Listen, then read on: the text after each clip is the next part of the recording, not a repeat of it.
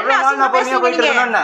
என்ன தப்பா பேசுறீங்க நீங்க? என்ன தப்பா பேசுறீங்க? சோறு தான தின்றீங்க. நீங்க வந்து நான் தான் பேசுனேன். நான் தான் சொல்றதுக்கு அப்படிதான் பேசுனேன். நீ எதுக்கு அப்படி சொல்ற?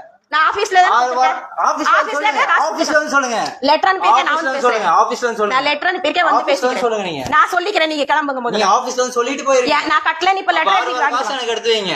அதெல்லாம் கொடுக்க முடியாது. கொடுக்க முடியாது. நான் போட்டுருக்கேன். அது எனக்கு தெரியாது. நீங்க போட்டுருக்கீங்களா இல்லையா எனக்கு தெரியாது. எனக்கு தெரியாது. நீங்க நான் கட்டலன்னு லெட்டர் எடுத்துட்டு வாங்க. இன்னைக்கு லெட்டரோட வாங்க. இருங்க லெட்டர் எடுத்துட்டு வாங்க. நான் கட்டலன்னு லெட்டர் எடுத்துட்டு வாங்க வாங்கிக்கிங்க. ஒண்ணும் பிரச்சனை இல்ல. நான் கட்டலன்னு இப்ப லெட்டர் வரணும். வந்ததுக்கு அப்புறம் நீங்க பேசிக்கிங்க. மத்த நியாயமே எனக்கு வேணாம்.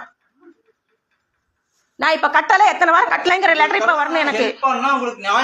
நானும் ஹெல்ப் பண்ணீங்கன்னு ஒரே காரணத்துக்காக தான் வச்சிருக்கேன். மரியாதையா பேசுனேன் நானே அதனால தான் பேசிருக்கேன். என்ன வருது அது எங்களுக்கு தெரியாது. யார கேட்டு போட்டு கட்டினீங்க? என்ன கேட்டீங்களா? நானே என்னால முடியாது டைம் வாங்கி கொடுங்கன்னு சொல்லிட்டு இருக்கேன். நான் தான் நேர்ல வந்து எழுதி கொடுங்க நான் சொல்லவே. நான் லெட்டர் அனுப்பிச்சிருக்கேன். ரிஜிஸ்டர் போஸ்ட் அனுப்பியிருக்கேன். ரிஜிஸ்டர் போஸ்ட் நான் அனுப்பியிருக்கேன். நீங்க போஸ்ட்ல அனுப்புங்க. எதுலயா நான் ரிஜிஸ்டர் போஸ்ட் அனுப்பியிருக்கேன். நான் ரிஜிஸ்டர் போஸ்ட் அனுப்பியிருக்கேன். சந்திதா இருக்கீங்களா?